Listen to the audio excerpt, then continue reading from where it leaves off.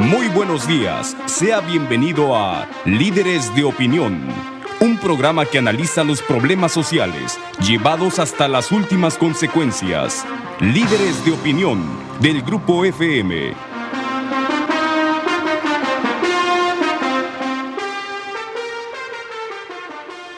Hola, ¿qué tal? Buenos días. Bienvenidos a su programa Líderes de Opinión. Soy su servidor Francisco Ávila Camberos, conduciendo esta mañana el programa y comentándoles también que tenemos la presencia de la licenciada Ingrid Tapia Gutiérrez. Ella es abogada, especialista electoral y en Derecho Constitucional. Está en Veracruz impartiendo una serie de conferencias y vamos a preguntarle quién la invita a esta ciudad, mejor dicho, a la zona conurbada, y además cuáles son los temas que ella está manejando, a qué se dedica, que nos hable con mayor amplitud, porque son temas de mucha relevancia para el auditorio. Se trata de la familia, y la familia es la base fundamental de cualquier sociedad. En la medida que la familia está robustecida, en la medida que la familia está pues unida, es mucho más fácil que la estructura que sostiene la sociedad pues pueda resistir los embates, solucionar los problemas y enfrentar los retos. En el momento en que la familia está afectada, pues obviamente cualquier problema, por pequeño que sea, la altera, la afecta, y la idea es encontrar cuáles son los caminos para poder tener una familia unida que ayude a que este país pueda salir adelante con mayores posibilidades de éxito. Por eso le damos la bienvenida a la licenciada Ingrid Tapia Gutiérrez. Bienvenida, licenciada. Muchas gracias. Un gusto que estés aquí, que hayas aceptado la invitación. Bueno, la agradecida soy yo, y la importancia de compartir unos minutos con la importante audiencia de MAR, pues para mí es un privilegio y agradezco mucho la invitación. Muchas gracias. ¿Empezamos? Pues vengo invitada, inscrita en una serie de 25 conferencias que me pidieron para 25 eventos que me pidieron para todo el país, Red Familia. Red Familia es una asociación de asociaciones. Entonces concentra 1,113 asociaciones civiles, instituciones de asistencia privada, cámaras, etcétera, que básicamente se caracterizan porque tienen en común ser civiles, de ciudadanos, sean ACES, IAPS, etcétera, que desde hace 20 años hacen el trabajo que no hacen los malos gobiernos, ¿no? Desde atender a los huérfanos, revisar los libros de texto. Hay unas muy famosas, el Consejo de la Comunicación, Nacional de la Comunicación, la Unión Nacional de Padres de Familia, el Teletón. Todos estos miembros de Red Familia son los que me piden que por favor me desplace en 25 estados de la Federación, con prioridad en estados como Veracruz, desde luego, ¿no? Ayer estuve en Puebla, hoy en Veracruz y mañana estoy en Oaxaca, estados importantes por su dinámica o por su número de pobladores, para compartir con los medios de comunicación y en un ciclo de conferencias la necesidad de que hoy que estamos en esta revuelta de la elección, de las campañas, sensibilizar a la población en general y desde luego a los candidatos de los distintos partidos políticos y las candidatas y candidatos independientes para que incorporen en sus propuestas de campaña, con miras a los gobiernos que habrán de encabezar según la voluntad popular, la perspectiva de familia. Porque hemos hablado muchos años de este rollo de la perspectiva de género, que sin duda es importante porque sí vivimos un país con mucha discriminación y violencia y maltrato para nosotras las mujeres, pero hemos dejado de lado, sobre todo el gobierno naturalmente incompetente, corrupto, claudicante, omiso, pues ha dejado de lado la perspectiva de familia. Y esto es muy grave, porque la mayoría de personas, y no me dejarán mentir las que nos oyen entre tu importante audiencia, pues sabemos que la familia es la solución, pero no como una promesa, sino como una realidad actual y vigente, ¿no? Y me explico. Como la mayoría de mujeres, pues el vato, 42% de las mujeres, el vato un día salió por las tortillas o los cigarros, como le quieras decir, y nunca volvió. En unos casos salió solito y en otros casos los mandamos por los cigarros. Pero el caso es que nos quedamos presidiendo hogares uniparentales. Haciendo la de mamá y papá. Esas jefas de familia, que nos llaman los Aquí políticos. yo quiero hacer una observación para pues tratar de ir combinando lo que nos comentas con algunas ideas. Fíjate un detalle que ahí habla de la responsabilidad de la mujer. Es muy fácil para un padre irresponsable abandonar a la familia. Pero es un caso rarísimo, se dan, pero es un caso rarísimo que la mujer lo haga. La mujer, en ese sentido, me parece que tiene, o no me parece, estoy seguro, que tiene un grado de responsabilidad mucho más elevado del padre. Es muy difícil que una mujer deje abandonados a los hijos. Sí, hay los Casi casos, imposible, ¿eh? pero digamos que es una constante, sea por factores culturales, etcétera. Por la mayoría de mujeres que nos quedamos como jefes de familia, nos quedamos solas, teniendo que cumplir con este doble esfuerzo, porque además la ley, aunque exista el fulano, nos criminaliza, ¿no? Porque si no trabajas, sí tienes derecho a gasto, pero si además de trabajar atiendes la casa, por el hecho de trabajar no tienes derecho a nada, ¿no? Entonces, como que te castiga la ley en este país por trabajo. Pero bueno, regresando al punto. La mayoría de mujeres que presidimos jefaturas de familia, hogares uniparentales, no salimos a trabajar porque para desarrollarnos como mujer, o salimos a trabajar movidas por la necesidad, claro, de pues, darles a nuestros hijos.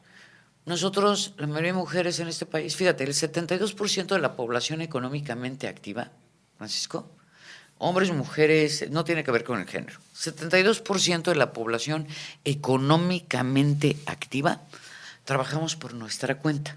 No tenemos la condición de asalariados, no tenemos, consecuentemente, no tenemos ni IMSS ni Seguro Social. Y consecuentemente, no tenemos acceso al sistema de seguridad social. ¿Esto qué quiere decir? No tenemos guarderías, no tenemos hospitales, no tenemos seguro, porque nos trabajamos por tu cuenta. Y no importa si estudiaste, ¿eh? Arquitectos, abogados, taqueros, intendentes, trabajadoras domésticas, taxistas, comerciantes ambulantes, microempresarias o tenderas. No, la mayoría de mexicanos que trabajamos no tenemos acceso a la seguridad social. Yo para ir a trabajar, si estoy sola y tengo que salir a trabajar, ¿a dónde dejo mis hijos? Claro. Pues los tengo que encargar con mi mamá, si tengo la fortuna de que, ¿no?, en Dios que me viva, los tengo que encargar con una hermana, ¿no?, que también cuide a sus niños chiquitos y yo me mocho con una parte del gasto. Si no tengo familia, los tengo que encargar con mi vecina, porque además, aunque tuviera, fíjate, guardería, del IMSS o del ISSSTE, aunque tuviese yo una guardería, pues resulta que las guarderías abren de 9 de la mañana a 12 del día. Y ninguna jornada laboral, pues es de 4 horas, porque ni en Finlandia tienen jornadas tan compactas, ¿no? Uh-huh. Luego, mi mamá, mi papá, y en eso yo creo que muchos que nos oyen están de acuerdo, pues no tienen seguro, porque también como yo, fueron zapatero, carnicero, taxista, abogado, arquitecto, etcétera, y no tienen seguro. Y porque además por la edad, pues ya nadie les vende un seguro. O sea, que ni con dinero te consigues un seguro médico si tienes determinada edad. Si mis papás tienen una pensión depauperada, ¿no?, suponiendo que sean pensionados, o ni siquiera una pensión, que es el 64% de los adultos mayores, no tiene ingresos suficientes para vivir. ¿Qué haces como adulto mayor? Pues te incorporas a la casa de tu hija o de tu hijo y te ofreces, desde luego, ayudar con tu edad a cuestas con las tareas del hogar de la casa, incluyendo ir por los niños al kinder o a la primaria, sacarlos, darles de comer, plancharles su ropita, y tus hijos a su vez se hacen cargo de completar tus medicinas, pagar tus estudios, etcétera. La pobreza que endémicamente vivimos los mexicanos es lo que hace mucho más importante la familia para los mexicanos que para cualquier otra parte del mundo. Porque tienes tu razón, Francisco. La familia es muy importante en cualquier lugar, porque es una realidad anterior y posterior a cualquier político y a cualquier norma. La familia no existe porque haya leyes que hablen de la familia. Claro, la familia fue primero que el gobierno. Claro, la familia fue primero que el gobierno. Es una realidad anterior y posterior a cualquier norma, a cualquier gobierno y a cualquier cosa. Sí, pero la protección amorosa de tu familia, el tejido que compone la estructura de una familia. En un país rico puedes prescindir de ella, pero nunca en un país pobre. Nunca. Pero eso de prescindir es relativo, ¿eh? Podrás prescindir desde el punto de vista material. Pero necesitas afecto, sí, necesitas comprensión, nunca. Necesitas quien te Tienes escuche. toda la razón. Entonces yo creo que esa labor es insustituible. Para no equivocarme. Insustituible. Es que me estoy acordando de la frase de Anaya que decía, tenía una palabrita similar y estaba muy complicado. Pero bueno, ya me salvaste tú. Insustituible. Sí, porque además los seres humanos, la neta, decimos en el pueblo, pues solo tenemos dos carencias, el dinero y el afecto. Y la más importante de ellas es el afecto. El afecto es el que ayuda a tener gente ubicada, gente feliz, gente centrada. Y que te ayuda además tu confianza personal, haber crecido en el regazo amoroso de tu mamá, aunque sea humilde. Claro, eso es algo invaluable. Es lo que te da la garra para salir de donde estás. Para poder triunfar y enfrentar los retos. ¿No? O sea, el caso de Benito Juárez, o el caso de los hermanos Magón, o el caso de los hermanos Revueltas, el típico caso mexicano de estos niños o niño que nació en extrema pobreza, pero muy bien amados por su madre o por su padre, y que llegan a encumbrarse hasta la presidencia de la nación. Pues es una historia muy mexicana, porque efectivamente la carencia es más importante, es la de afecto. Sí, pero de esa no te la puede dar el gobierno. La que sí tenía que cubrir. Un burócrata. Exacto. Y menos nuestros gobernantes. Claro. La que sí tiene obligación de darte el Estado es el soporte estructural que no tenemos. Si tú en Estados Unidos te dices, oye, pues si no me llevo bien con mis hijos y no les cuido a mis nietos y no les soy su nana y no les lavo y no les cuando esté vieja, ¿quién va a ver por mí de vieja? No importa, hay asilos. Y te pagan. Oye, ¿y si yo no me traigo a vivir a mi mamá, dónde voy a dejar mi hijo? Cuando piensas en Canadá, en Holanda, en Suiza, ¿no? Pues en la guardería. Claro. ¿No? Oye, ¿y cuando yo no tenga ¿a dónde vas a ir? Pues al sector público. Sí, al sector salud público. Sí, pero nosotros no tenemos eso. Cuando nosotros en Red Familia decimos la familia es la solución, no estamos hablando de una promesa futura. Una realidad. Estamos hablando, exacto. Algo que ha funcionado durante toda la antigüedad. No. Y ahora hemos decidido, es mucha gente, algunos burócratas han decidido que la familia hay que hacerlo a un lado. Eso es absurdo. Ese es el punto. Eso es contra natura. Exacto, pero además es irracional económicamente. Entonces decimos en Red Familia, a ver, vamos a presionar a los candidatos, vamos a hablar con todas las personas que tengan la caridad de escucharnos y de oírnos, la bondad. Vamos a presionar a los candidatos de todos los partidos para que adopten políticas con perspectiva de familia. Sobre todo ahorita que necesitan el voto y están dispuestos a escuchar a quien sea después, quién sabe. Sí, lo mismo te dan hasta una córnea, ¿no? Vamos a ir a una pausa, si te parece, y continuamos en un momento. Con todo gusto. Platicando. Continuamos en su programa Líderes de Opinión. Estamos platicando con la licenciada Ingrid Tapia Gutiérrez, es abogada, especialista en Derecho Electoral y en Derecho Constitucional. Y ahora está incursionando con mucho éxito en organismos que le han encargado que atienda un problema importante, que es el problema que están viviendo las familias mexicanas, y a través de diversas organizaciones donde ella colabora, está haciendo una labor, en mi opinión, titánica. Sí, gracias. Titánica y además lamentablemente incomprendida. Sí, pero bueno, alguien tiene que hacer la tarea y ojalá que tanto quienes nos hacen el favor de escuchar y los políticos que ahorita tienen que escuchar a fuerza si quieren conseguir votos, logremos la sensibilidad necesaria para darle la importancia adecuada precisamente a la familia. Fíjate que cuando ves los asuntos de familia con perspectiva de familia, así como hay una perspectiva de género vertical y transversal y todo, también hay una perspectiva de familia. Y nosotros en la perspectiva de familia hacemos un énfasis muy marcado en tratar de hacer el esfuerzo de ver todo lo que tiene que ver con política, gobierno, presupuestos, todo a través de los ojos de los niños. Y en Veracruz y en todo el país nos preocupa mucho la legislación de la ley de niñas, niños y adolescentes federal, que es caótica, es catastrófica, es terrible. ¿Por qué? Ahorita te platico, y además que advinculado a nuestro programa. Fíjate, nosotros 4 de cada 10 embarazos en México, en la nación, en el país, ocurren en personas de menos de 19 años de edad. Ocupamos el primer lugar mundial en descargas de pornografía infantil. 3 de cada 10 niños en nuestro país sufren algún tipo de abuso sexual, ¿no? Desde un tocamiento, hasta un rozamiento, hasta algo más grave como una penetración. Y se le ocurre, ¿no? Y todo esto pasa porque el gobierno ha desplegado políticas públicas de salud, educativas y de todo tipo, muy mal encausadas. Quiero que sepas que somos el segundo lugar de embarazos de adolescentes. Segundo lugar en embarazos. Del mundo. Pero ¿a que no adivinas quién es el primer lugar en embarazos de adolescentes en el mundo? No tengo idea. Pues es una ciudad. Y es una ciudad que se llama Londres. Que no me puede decir nadie que se empobrece. Que no me puede decir nadie. Dice que no hay cultura. Exacto, que es inculta. Es más, es la ciudad con más museos del planeta, ¿no? Londres ha sido un imperio por siglos, no por décadas, ¿no? O sea, Inglaterra ha sido un imperio, nadie puede decirlo. Pero los ingleses se creyeron este rollo de que si enseñamos a los niños a usar condones y todo eso, ya con eso íbamos a solucionar este tema e impulsaron la misma política de salud que impulsa el gobierno de México. Obviamente a los londinenses y a los mexicanos el destino nos ha dado una bofetada en la cara, porque lo que nos ha probado la evidencia histórica después de impulsar esta política 15 años es que es una política equivocada. Porque lo que prueba la evidencia histórica es que la mayoría de nuestros niños no usan el condón porque tengan el conocimiento técnico para usarlo. Que digamos que no basta que te enseñe cómo se usa un condón.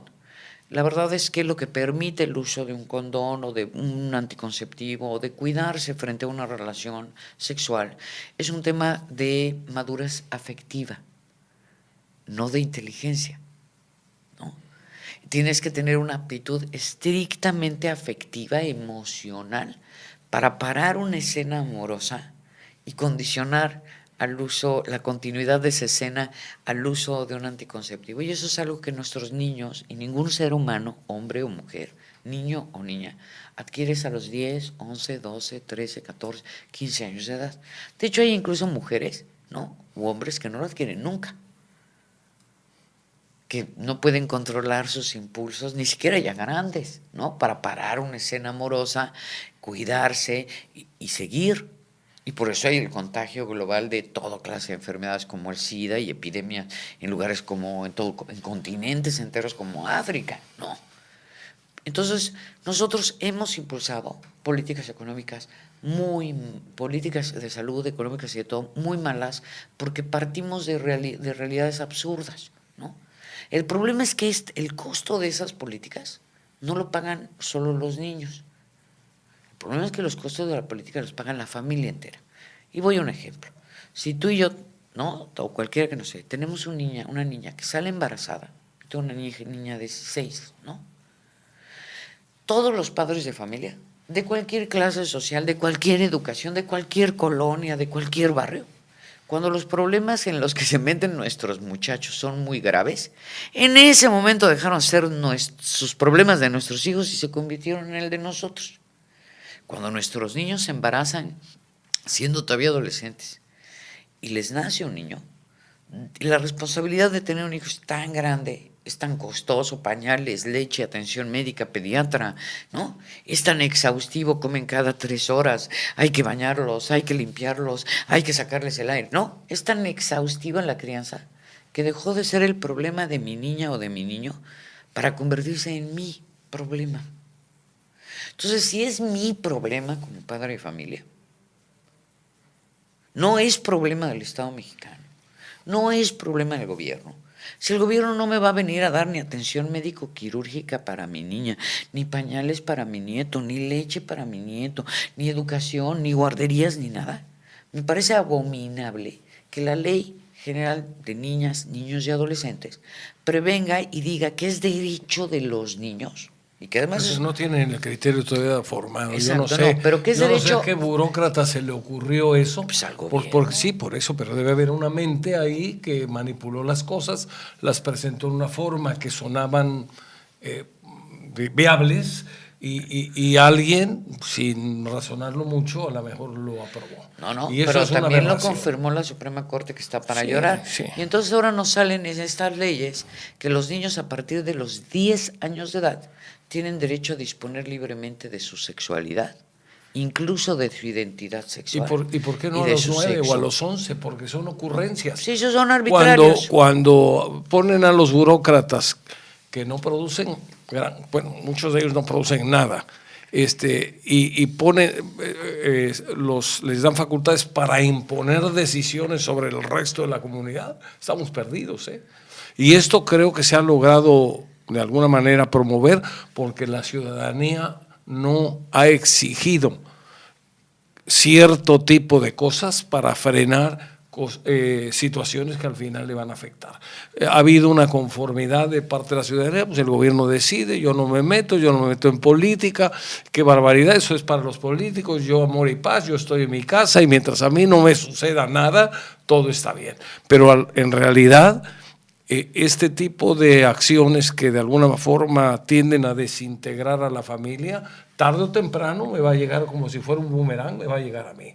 Yo comento, y habíamos iniciado la plática antes de que empezara el programa, todos los niños que hay en la calle, si esos niños no se atienden, ahí está un semillero de futuros delincuentes. ¿Por qué? Porque tienen contacto con la droga, tienen contacto con personas adultas que los explotan, tienen una serie de peligros, de riesgos, y obviamente ahí estamos fomentando de alguna manera, a lo mejor de manera inconsciente o en forma inconsciente, pero estamos ahí alimentando a los futuros delincuentes.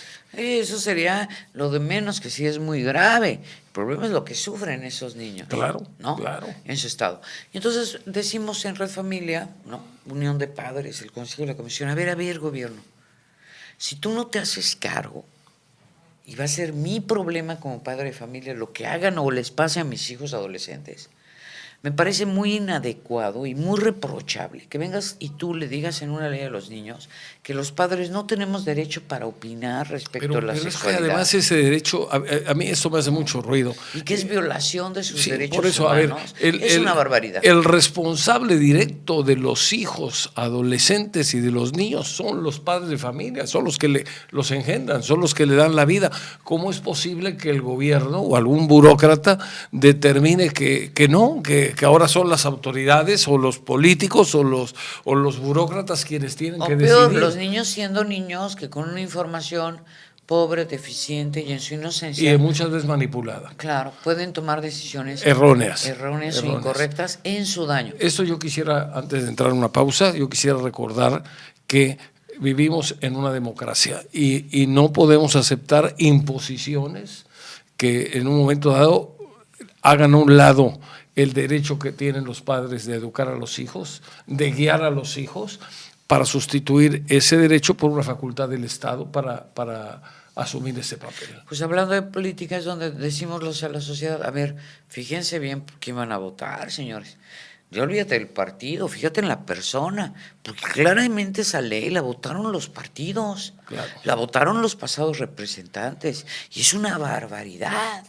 Nos tiene preocupados, nos tiene afligidos, nos tiene agraviados. Afortunadamente hay una parte de la sociedad consciente que está, pues de alguna manera organizándose para servir de dique y evitar que las ocurrencias de algunos sigan, porque la verdad que... ¿Pero has comido brochetas? Sí. Sí. Ándale, pero así es una brocheta, pero de tarugadas. De tarugadas, muy bien. Vamos a una pausa y regresamos en un momento más para seguir platicando con la licenciada Ingrid Tapia Gutiérrez. Continuamos en su programa Líderes de Opinión, platicando con la licenciada Ingrid Tapia Gutiérrez, abogada especialista en Derecho Electoral y en Derecho Constitucional.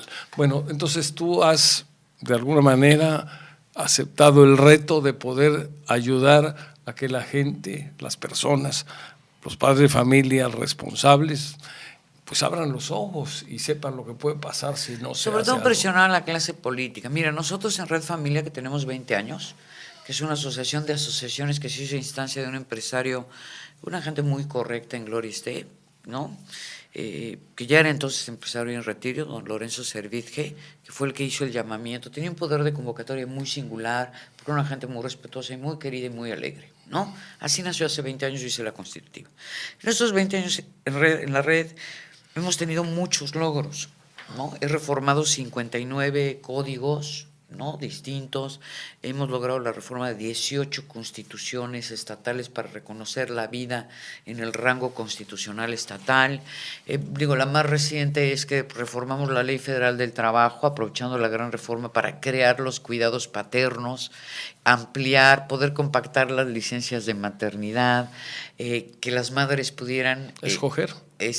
Y además iniciar su licencia de maternidad. Ya ves que antes era 45 días antes del alumbramiento y 45 días después. ¿Se puede modificar? Pues ya la modificamos nosotros, sí. Y logramos que pudiera trabajar hasta un día de antes del alumbramiento y estuviera a los 90. Conseguimos permisos y meter en la Ley Federal del Trabajo permisos para cuando tengas un hijo en una enfermedad terminal o que nazca con capacidades diferentes, muy exigentes, que los padres hombres tengan la misma licencia de maternidad que las mujeres. Hicimos el Buró de Deudores Alimentarios, hemos promovido reformas de alimentos, la ley de voluntad, la creación de la voluntad anticipada, la ley federal de cuidados paliativos. Hemos logrado mucho. Caso de Veracruz, hemos atendido recientemente las alertas de género chafas que me vinieron a poner aquí al Estado como pretexto para meterle mano al Código Penal. He reformado antes, hace 3 legislaturas, el Código Penal de Veracruz y el Código Civil de Veracruz con otros estados. Hemos avanzado en esta asociación defendiendo la vida y defendiendo la familia y defendiendo la dignidad, pero la verdad es que los intereses contrarios, nosotros decimos los malosos, pues tienen una condición de ventaja frente a nosotros. Fíjate, no son más listos ni más simpáticos, ¿no? Pero sí tienen un dineral, porque lastimar a la familia, lastimar a la vida, ¿no? Pues produce dinero, ¿no? Mucho dinero. Y te pongo el ejemplo, el caso del Distrito Federal y la política de despenalización del aborto en el Distrito Federal. Resulta que después de que se despenalizó, se modificó el Código Penal del Distrito Federal para despenalizar el aborto por las primeras 2 semanas de gestación. Casualmente el jefe de gobierno decidió que la Ciudad de México no tenía suficiencia hospitalaria para prestar los servicios de aborto. Eso fue Mancera. ¿Mancera o el anterior? No, era Marcelo Ebrard. Pero fíjate el cómo... de la línea 12. Exacto, el de la rotonda de la línea 12. Okay. No, bueno. Decidió que no había, lo cual es falso. Para que me explique, lo que dice entonces el jefe de gobierno es que no hay suficiencia de hospitales, cuando todos los mexicanos sabemos que el único lugar de la nación, de todo el país, donde hay suficientes hospitales es el Distrito Federal, porque justo se pusieron por décadas hospitales en el Distrito Federal con el dinero de toda la federación y en detrimento de los habitantes del resto de los estados del país. Y entonces la Organización Mundial de la Salud dice, el estándar internacional es que tú estás en servicios de salud de primera cuando tienes un hospital de tercer nivel, o sea, de especialidades, a menos de 20 minutos de donde vives o de donde trabajas. Pues obviamente la Ciudad de México es la única ciudad que cumple con ese estándar. Y además la Ciudad de México, consecuencia de los impuestos y los ingresos, comprenderás que es una ciudad, sobre todo para el entorno mexicano, rica. O sea, en la Ciudad de México se producen más recursos que en Jalapa, que en Guadalajara, que en Monterrey, que en muchos estados. Que en muchas más, ya no hablamos del estado de Colima, Zacatecas, Tlaxcala o Hidalgo, ¿no? La pura ciudad es mucho más rica. Es más, hay delegaciones políticas de la Ciudad de México que equivalen a economías de los estados. Ya no digas la ciudad. Entonces, que te venga el jefe de gobierno a decir que, no hay suficiencia para prestar los servicios de aborto. Y entonces en eso justifica darle servicios subrogados. Ahí está el detalle, decía Cantinflas, claro. Bueno, pero habría que ver quién es el que está atrás. Se llama Ameristop la empresa. Y además es monopólica. Y entonces a esta empresa se le pagan 7,500 pesos por aborto. Y según datos de la Secretaría de Salud del Distrito Federal, se realizan 59,000 abortos. Para las personas que tienen su celular en la mano y que nos hacen favor de escuchar, pues basta que multipliques 59,000 por 7,500. 59,000 abortos anuales. Ajá, por 7,500 pesos. Fíjate un detalle, que esto es espeluznante en cuanto a las cifras que das a conocer. No sé exactamente ahorita cómo esté el acumulado de los muertos debido a la guerra que tenemos con el narcotráfico. Pero yo creo que este número de niños, de inocentes, de personas que no se les dio la oportunidad de vivir, pues es un número más elevado, para ponerlo en contexto. En desaparecidos y muertos tenemos 64,000 en este sexenio que Pero en este sexenio, sí, tú me estás hablando de 59,000 anuales. Exacto. Anuales, eso o sea que eso es una cifra o vete a saber si no los matan y nada más los cobran, porque ya ves cómo son nuestros gobiernos, ¿verdad? Pero es un negocio de 240 millones de pesos al año. Oye, que se lo divide una empresa que tiene 8 clínicas, y poner una clínica de esas que tiene nada más una recepción y una mugre cama de exploración ginecológica, no un quirófano, una mugre cama de exploración cuesta 400,000 pesos. Pero entonces pues te haces la pregunta obvia, a ver, dime qué otro negocio, Francisco, legal, sin riesgo, que te paguen un chequecito directamente el gobierno, inviertes 400,000 pesos y sacas 39 millones por clínica. Dime dónde.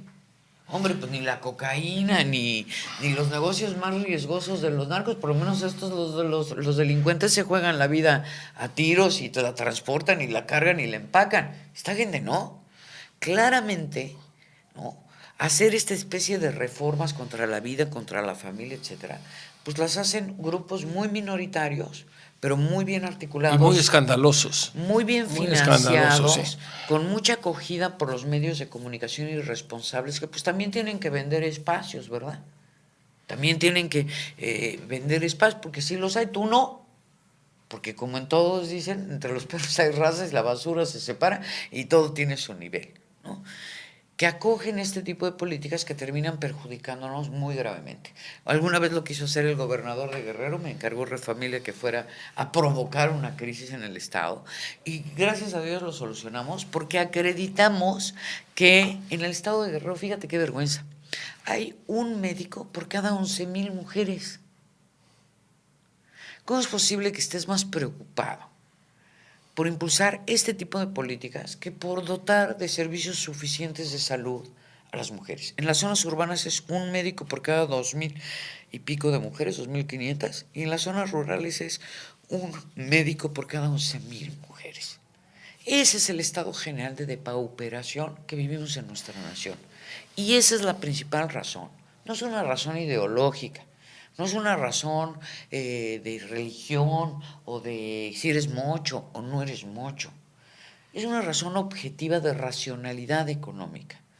Debemos obligar a nuestros candidatos, a nuestros gobernantes, que ahora están muy ávidos de ser aceptados, muy ávidos de firmarte y darte una córnea, como tú dices, y un riñón, que se comprometan a impulsar políticas con perspectiva de familia. Si el gobierno no nos ayuda como mexicanos, al menos tenemos el derecho de exigir que no nos agravie, que no nos moleste, que no lastime a nuestros niños, ¿no? Que no lastime a nuestros ancianos, que no lastime a nuestras mujeres. Fíjate, el único programa federal para las jefas de familia que hizo el presidente Peña Nieto es un seguro de vida para cuando las jefas de familia nos muramos. O sea que hay que estar muerta para que el gobierno te ayude. No. Para Ripley. Es ofensivo. Oye, hay algo que a mí siempre me ha preocupado y a lo mejor tú nos puedes dar una explicación más amplia, pero se habla de derechos. Obviamente a todo el mundo le fascinan los derechos. El derecho a esto, el derecho a lo otro, pero los derechos para que funcionen tienen que estar de alguna manera empatados o aparejados, equilibrados con las obligaciones. No puede haber derechos sin obligaciones, como tampoco puede haber obligaciones sin derechos. Pero aquí lo interesante es que han dicho a la mujer: tú tienes derecho a hacer con tu cuerpo lo que te dé la gana. A ver, y yo estoy de acuerdo hasta cierto punto. Si alguien se quiere hacer cirugía plástica, te la puede hacer. Si alguien quiere operarse la nariz para verse mejor, lo puede hacer. Es su cuerpo.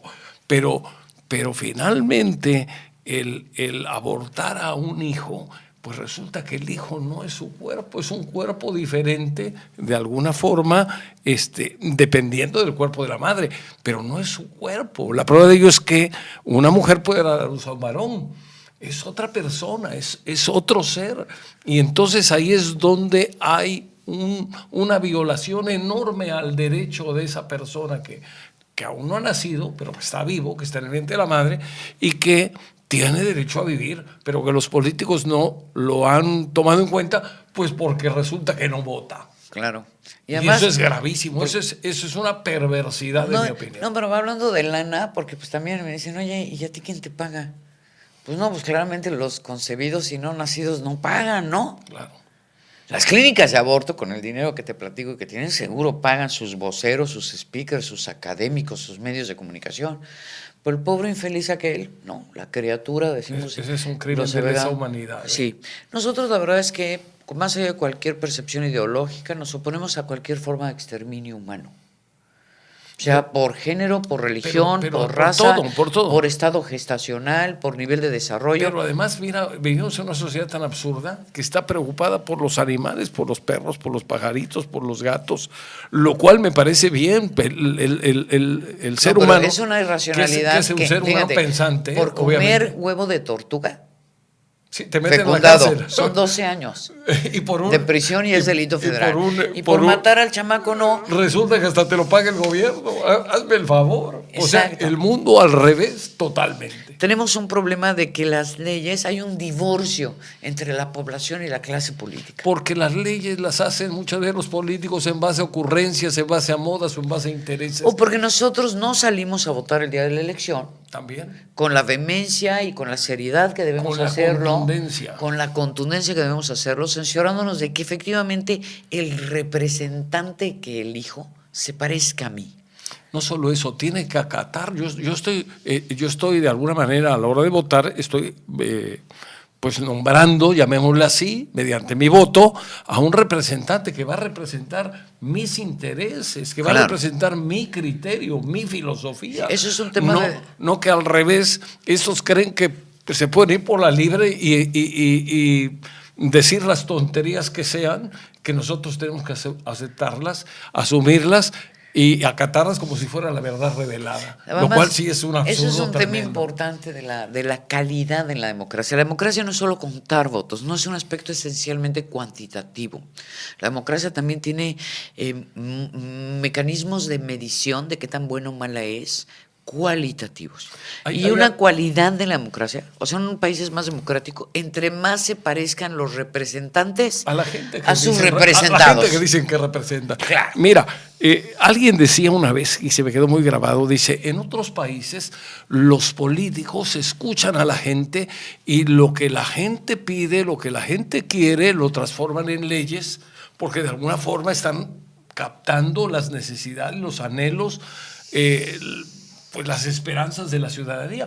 Pero en muchos países que se dicen democráticos, entre ellos muchos latinoamericanos, los gobernantes, los políticos inventan leyes que van en contra de los deseos y las aspiraciones y los anhelos de la ciudadanía y luego no las imponen como si fuera, repito, la verdad revelada. Y eso es un contrasentido, eso es un absurdo y ojalá que estos programas ayuden un poquito a que la gente abra los ojos, porque no es lo mismo una democracia llena de carencias como la nuestra, una democracia de un país más avanzado donde efectivamente la gente es tomada en cuenta.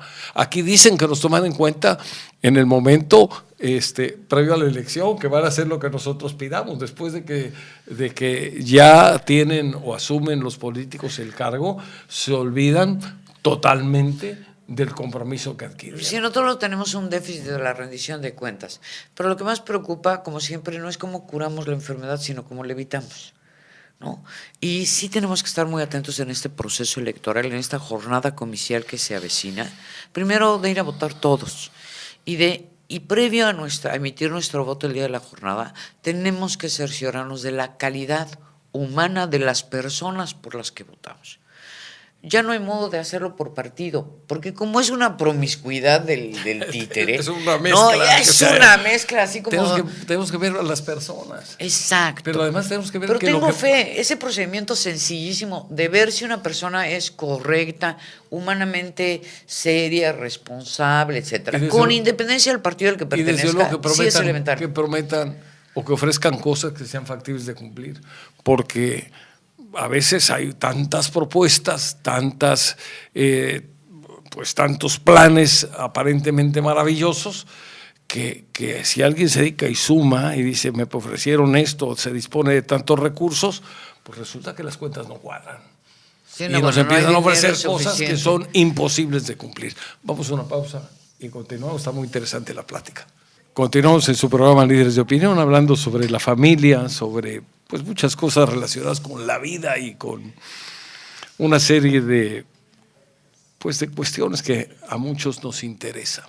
Nos interesa porque en la medida que corrijamos esto, que lo pongamos en el sendero correcto, pues vamos a tener una mejor sociedad y tener una mejor familia, mejor sociedad, va a haber menos violencia, va a haber más armonía, va a haber más desarrollo del país y va a haber menos desequilibrios. Mira, por ejemplo, hablando de violencia, ¿no? Y perdona que traiga a colación en tu programa y en cuanto a tu audiencia tan copiosa y tan importante este asunto.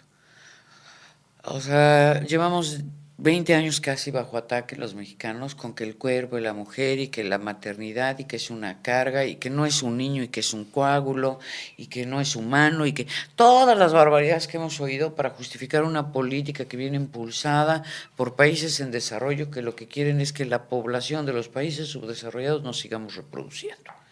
Que eso es donde nacieron los consejos nacionales de población, ¿no? Una política artificial, muy bien direccionada, que inició Henry Kissinger, fíjate. Desde entonces, ¿de cuándo viene el asunto? Pues no podemos darle de golpes a la maternidad, no podemos darle de golpes al naciturus, al bebé que está por nacer, ¿no? Con el lenguaje, con el pensamiento, en los periódicos, en el radio, y luego venirnos a indignar de que a una chica le abran el cuerpo, la destacen para sacarle un niño.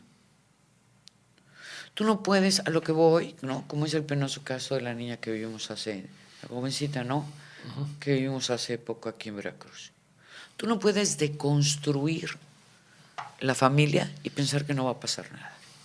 Tú no puedes atacar o faltarle el respeto a la maternidad una y otra vez y creer que no pasa nada.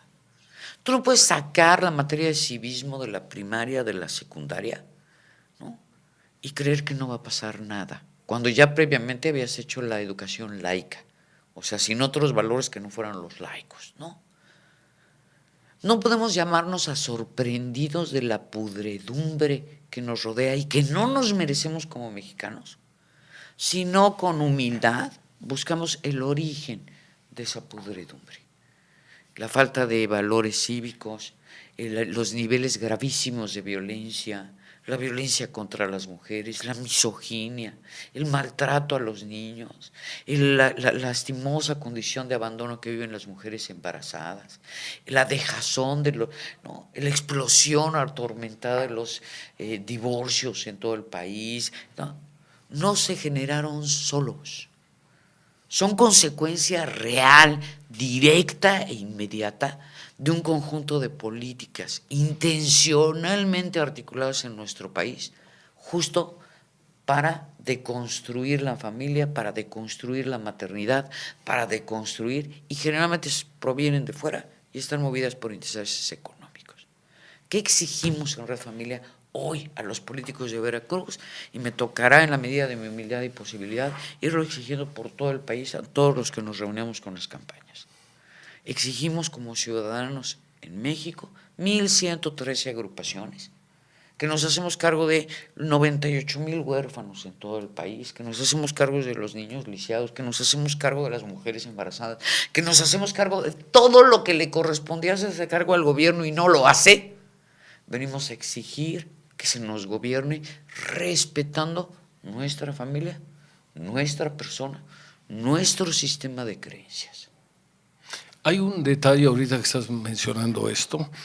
Yo creo que hay también algún interés adicional porque un país donde las bases de la sociedad, es decir, la familia, la célula básica, está enferma, está deteriorada, es un país donde la gente o los ciudadanos de ese país son más fácilmente se pueden manipular. No hay el soporte, no hay el apoyo de la familia, entonces esto hasta desde un punto de vista de control puede funcionar para ciertos intereses de algunos políticos. Sí, yo creo que mira, un filósofo español que se llama Benavente que también es poeta, tiene una frase que yo la repito una y otra vez. Creo que mis hijos ya la detestan de tanto que me la han oído, ¿no? Que a mí me conmueve y que suelo citar con frecuencia para esta expresión. Pues decía el poeta, el náufrago no elige puerto, ¿no? Cuando uno está sumido en la necesidad, en la cotidianidad, en la pobreza, en la carencia emocional, económica, de trabajo, de salud, llena de problemas, hombres y mujeres, pues la verdad es que no armamos ninguna bronca a nadie, porque tenemos tantas broncas que resolver, que no armamos ninguna bronca a nadie. Y yo sí creo, como tú dices, que es una apuesta muy maliciosa del mal gobierno. Yo a la mayoría de gente le caigo muy mal cuando promuevo las armas y la autodefensa, ¿no? Porque la Constitución norteamericana y la primera enmienda, ¿no? De la Constitución, que es la que permite la aportación de armas Eso de es una fuego. aberración, Que, no, vaya, también hay que aclararlo, por eso hay tanto muerto allá. Pues fíjate, sí, pero hay menos asaltos que acá, ¿no? ¿Por qué? Porque la justificación de esa enmienda constitucional norteamericana muy famosa, ¿no? Que defienden los republicanos conservadores a más no poder, dicen que es derecho a todo ciudadano tener armas, fíjate bien, contra el enemigo y contra el mal gobierno. Yo creo que eso fue una ley que pusieron cuando había la posibilidad de que Inglaterra los volviera a reconquistar. Inclusive hubo un intento por ahí en el siglo XIX. Pero bueno, ¿no? O dos intentos. Pero aquí lo interesante es que las armas conducen a violencia y la violencia genera Más muerte, violencia, más violencia. Yo creo que debemos, los seres humanos, y Dios nos ha dado razonamiento, entendimiento, tener que resolver nuestros problemas dialogando, siendo justos. Hablando, tenemos el don de la palabra, tenemos que hablar para resolver nuestros problemas de tal manera de que no haya que uno gane y otro pierda, sino que ganemos todos. Y esta es una política que se puede implementar. Pues yo tengo confianza en las personas, en su buen juicio, en su honradez, en su bondad. Yo sí creo que el delito, la maldad son excepciones al estado general de la decencia que se invita a los seres humanos, ¿no? Y yo apuesto a que todas las personas que nos hacen favor de escuchar van a hacer un esfuerzo por analizar honrada y buenamente a su candidato,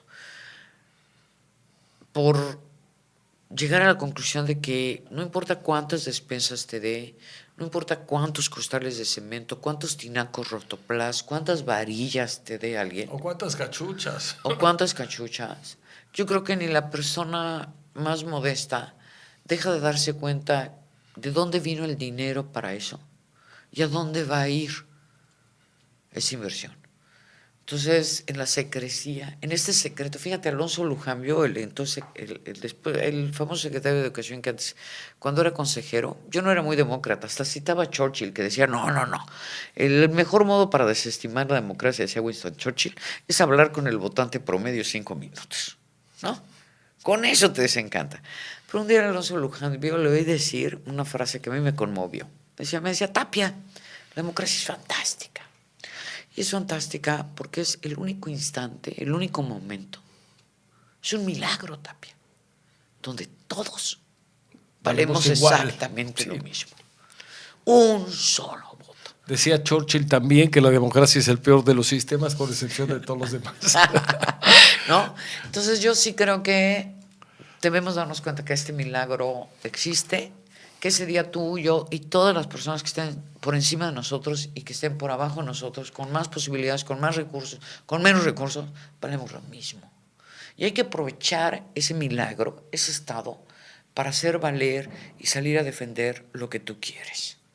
Yo creo que la mayoría de mujeres que saben de qué les estoy hablando, de cuidar las guarderías, la mamá, los niños, la dejada, completar el gasto, que saben, ¿no?, pueden ayudarnos a difundir el mensaje de la necesidad de votar, ¿no?, y hacerlo muy, muy seriamente. Para tener un país mejor. Sí, Francisco, yo le he puesto eso. Ingrid, te felicito por tus ideas, por tu valentía, por la facilidad de palabra que tienes para explicar en términos sencillos lo complicado, y por esta tarea que te has echado a cuestas, sabes, tan criticada y tan incomprendida, pero que seguramente a ti, como a muchos, le da la satisfacción de tratar de hacer algo por mejorar este país que nos dio nacer y que pues seguramente aquí quedaremos. Me da mucha vergüenza dejarles un cochinero a mis hijos. Tenemos todos que hacer un gran esfuerzo por dejarle a nuestros hijos y nietos un país mejor que el que recibimos. En la medida que eso lo entendamos,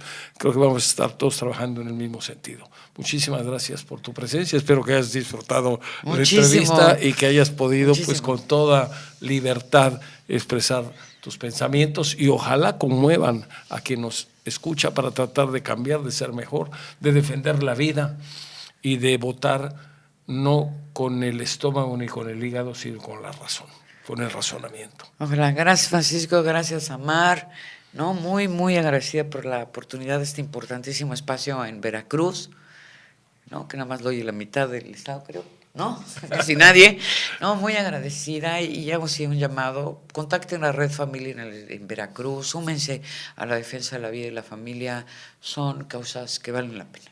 Ya lo creo. Muchas gracias. Gracias, Francisco. Les agradecemos muchísimo el favor de su atención. Hacemos el compromiso de que Dios mediante la próxima semana, próximo sábado, nos volvemos a ver en su programa Líderes de Opinión. Que pasen un excelente fin de semana.